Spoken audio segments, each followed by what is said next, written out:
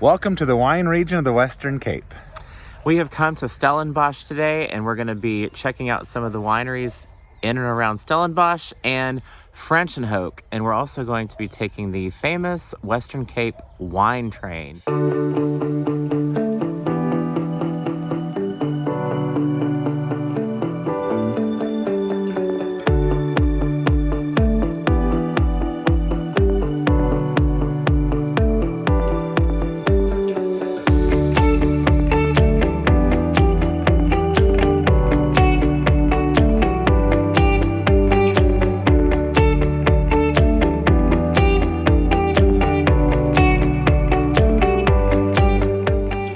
We are currently at the Takara Winery here outside of Stellenbosch, I should say.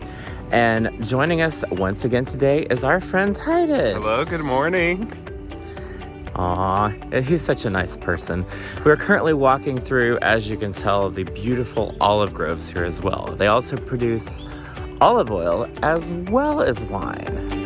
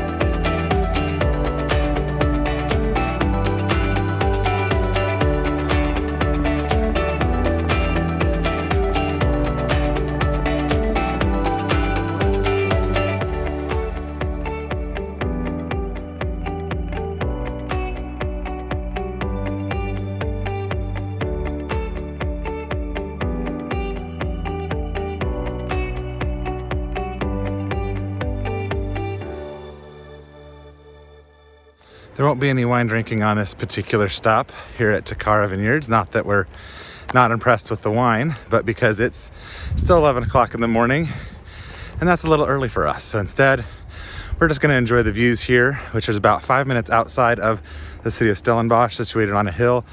Takara Vineyards, it definitely has a capital on the gorgeous views. Thank you to the Stingy Nomad for recommending this place. Titus found their vlog, and it didn't disappoint.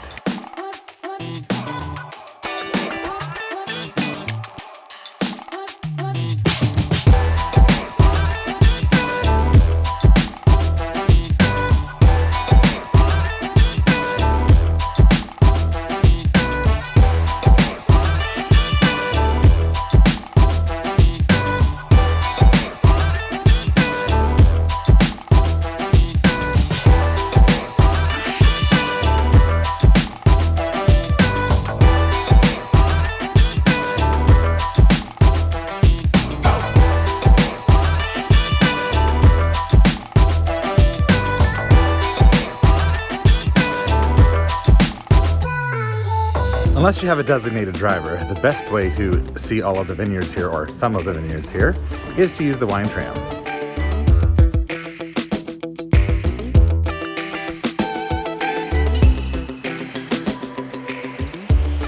So the wine train that you can take here in Franschhoek, it is about $15 per person. I think there's 5 different routes you can go on, and you can visit up to 6 wineries.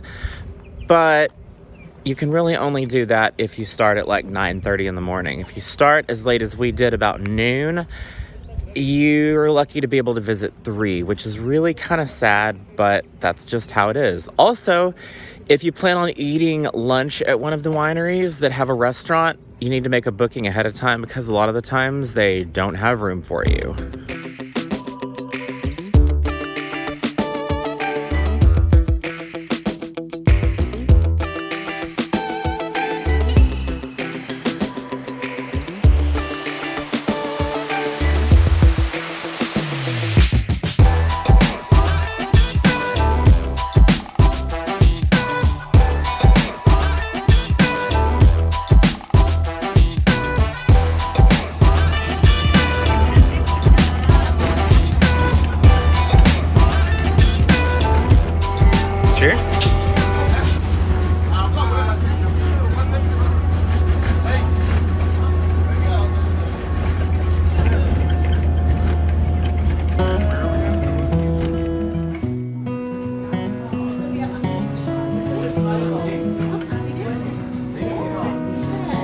Ah, thank you.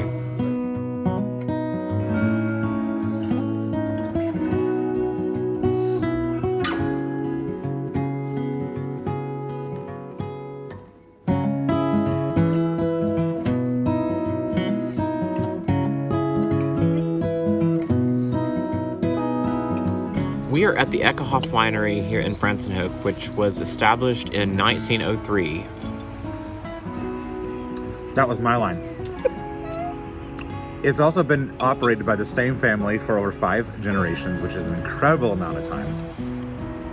But it just shows that they care about this land, they care about this vineyard, and they produce some amazing wines. And we're sitting here enjoying a cheese board and a nice 3 types of wine tasting. And it was about 75 rand, so about $5.50 to $6 US. More black pepper with spices, also some blackberry fruitiness. Thank you. Try it.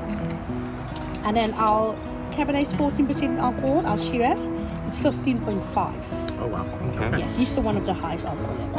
Thank you. Of course, that's the one we would choose. So enjoy it. Thank you.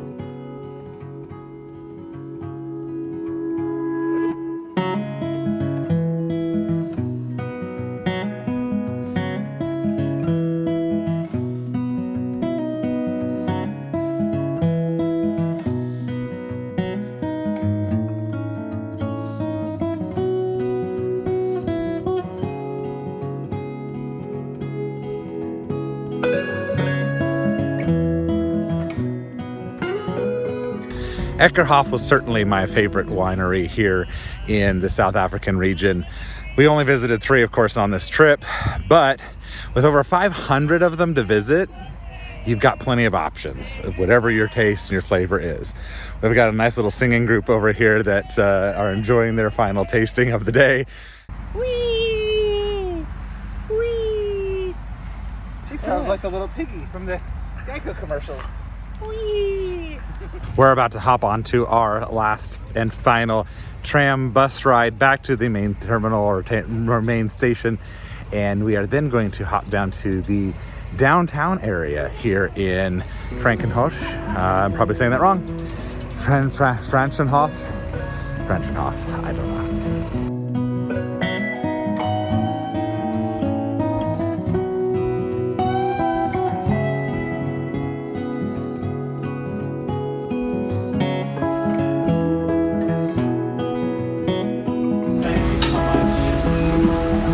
Thank you so much. Bye-bye.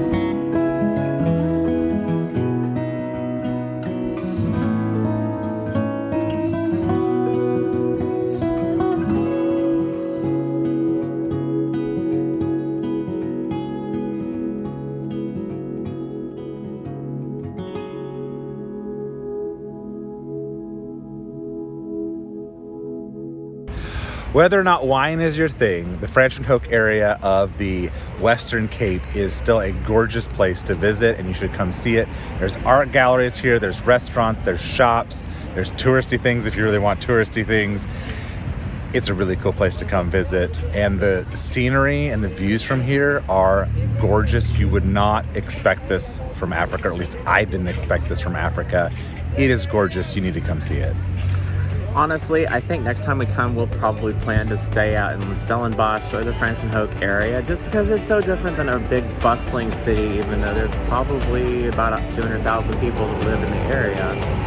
But we're going to go find something to eat and wrap this up. So until next time, Thanks for traveling the world with us.